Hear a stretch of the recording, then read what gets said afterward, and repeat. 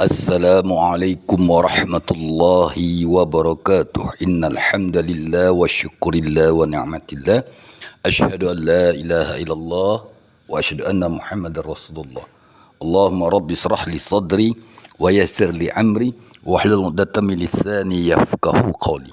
Allahumma zidna ilman nafi'an wajadahu bastatan fil ilmi wal jismi wa rabbi adkhilni mudkhala sidqin wa akhrizni mukhraja sidqin waj'alni min ladunka sultanan nashiran ya arhamar rahimin irhamna ya zal jalali wal ikram. Ya Allah, peliharalah kami ya Allah dalam peliharaan yang terbaik. Mudahkan sekalian urusan kami. Jika ada sahabat kami, saudara kami, kaum muslimin wal muslimat dimanapun mereka berada dalam keadaan sakit, sembuhkan ya Allah. Angkat penyakitnya, sehatkan jiwa raganya, kuatkan jasmani dan rohaninya. Amin ya rabbal alamin. Saudara-saudaraku yang dirahmati Allah subhanahu wa ta'ala, bertemu lagi bersama saya Maulana Malik Ibrahim, insyaAllah. Seperti mana niat awal kita jadikan media ini, channel ini sebagai media takwa kita kepada Allah subhanahu wa ta'ala. Hari demi hari iman dan takwa kita semakin tumbuh berkembang sehingga sampai kepada maqam yang dituntut, yaitu wattaqullah wa yu'allimukumullah. Kalau kamu benar-benar bertakwa, maka dengan takwamu itu Allah akan memberikan kita ilmu pengetahuan dari sisi Allah subhanahu wa ta'ala.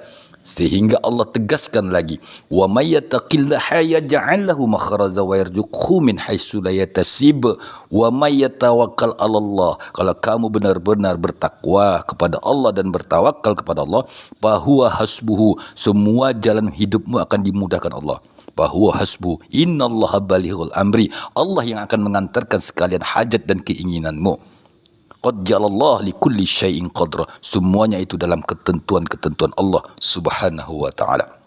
Sahabat-sahabat tauhid Islam yang dirahmati Allah, pada kesempatan ini kita kembali memperdalam pemahaman kita tentang bab zikir. Ada syarat-syarat zikir yang harus kita lakukan, ya.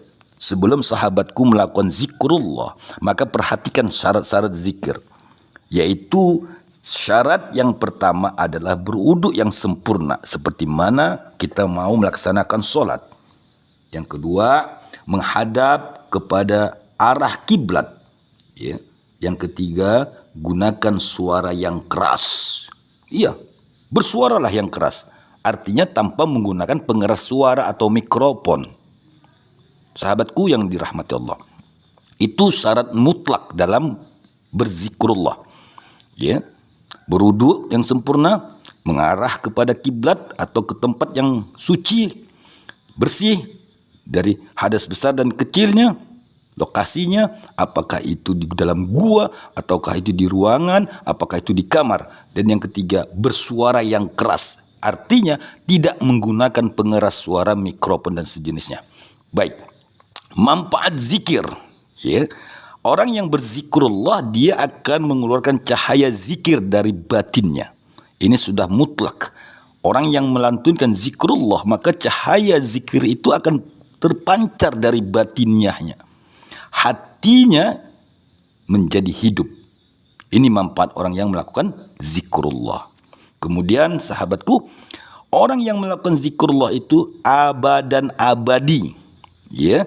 Abadan abadi rohaninya, dan juga mendapatkan tingkat kewalian dan juga kenabian.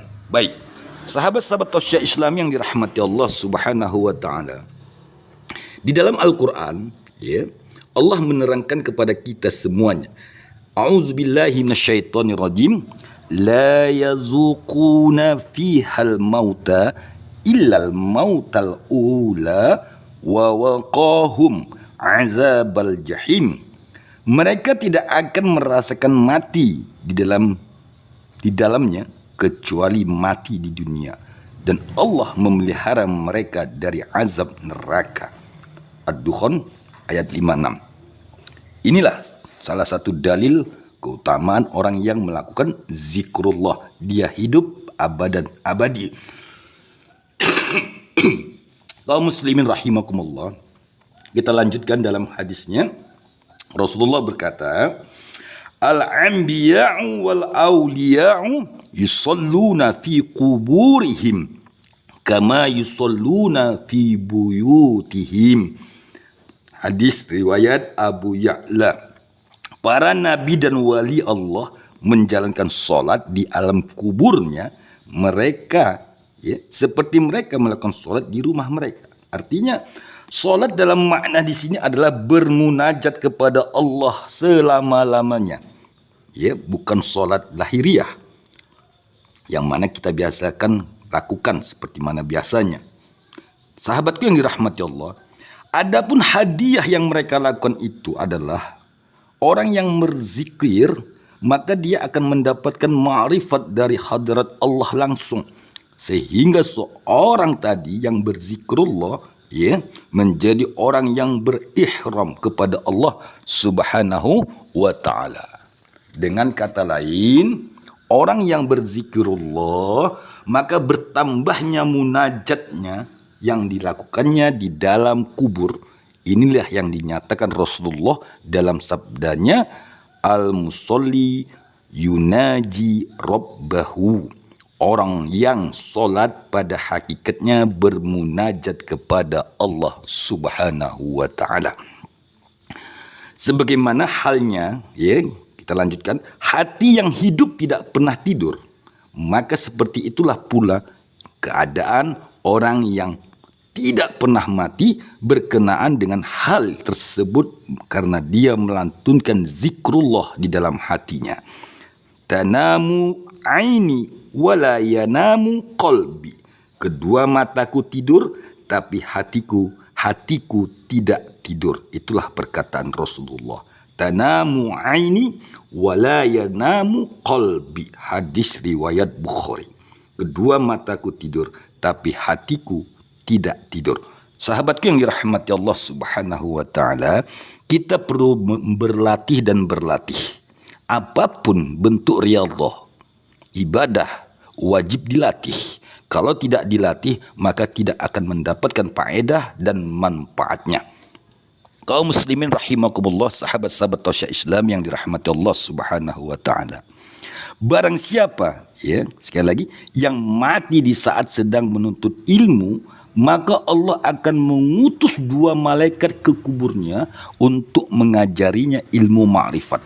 Dan dia akan bangkit dari kuburnya sebagai seorang alim dan arif. Yang dimaksud dua malaikat tadi dalam hadis ini adalah rohani para nabi dan rohani para wali. Karena malaikat yang tidak dapat memasuki alam ma'rifat, apalagi mengajarkannya kepada manusia. Saudara-saudaraku yang dirahmati Allah Subhanahu wa ta'ala, dalam hal ini sekali lagi Allah menegaskan kepada kita di dalam surat Al-Ahqaf ayat 20. A'udzubillahi minasyaitonirrajim. Wa yauma yu'radul ladzina kafaru 'alan nari azhabtum tayyibatikum fi hayatikumud dunya wastamta'tum biha falyawma tujzauna 'adzabal hun bima kuntum tastakbiruna fil ardi bi khairil haqqi wa bima kuntum tafsukun. Dan ingatlah hari ketika orang-orang kafir dihadapkan ke neraka, mereka dikatakan, kamu telah menghabiskan rezekimu yang baik dalam kehidupan duniamu dan kamu telah bersenang-senang dengannya. Maka pada hari ini kamu dibalasi dengan azab yang menghinakan karena kamu telah menyombongkan diri. Wa bima kuntum tabsukun, kata Allah, karena kamu telah menyombongkan diri di muka bumi tanpa hak dan karena kamu telah fasik. Kaum muslimin rahimakumullah, kesimpulan yang bisa kita ambil, ya, sekali lagi, pertama, orang yang zikrullah, melakukan zikrullah, maka hatinya abadan abadi hidup selama-lamanya. Yang kedua, orang yang melantunkan zikrullah dengan keras, ya, tanpa mikrofon atau loudspeaker, ya, la ilaha illallah, la ilaha illallah, la ilaha illallah, maka dengan batiniahnya itu terpancarlah cahaya zikrullah dari dirinya. Itu keutamaannya. Dan yang ketiga, sahabat-sahabatku, orang yang zikrullah itu akan membangkitkan dirinya menjadi waliullah atau para nabi di dalam jiwa sanubarinya. Kaum muslimin rahimakumullah, sahabat-sahabatku yang dirahmati Allah Subhanahu wa taala. Mulai hari ini coba latih zikrullah, ya. Sampai zikrullah itu benar-benar tertanam di dalam hati sanubari kita. Mudah-mudahan nasihat ini, tausiah ini, yang sederhana ini semoga bermanfaat. Aku doakan kepada Allah, semoga sahabat-sahabatku yang menonton video ini mendapatkan syafaat Rasul, baik di dunia maupun di akhirat, karena amalan zikir yang kita lakukan. Terima kasih. Lebih dan kurang mohon dimaafkan. Sekali lagi, perbanyaklah zikrullah. Wala zikrullahu akbar. Assalamualaikum warahmatullahi wabarakatuh.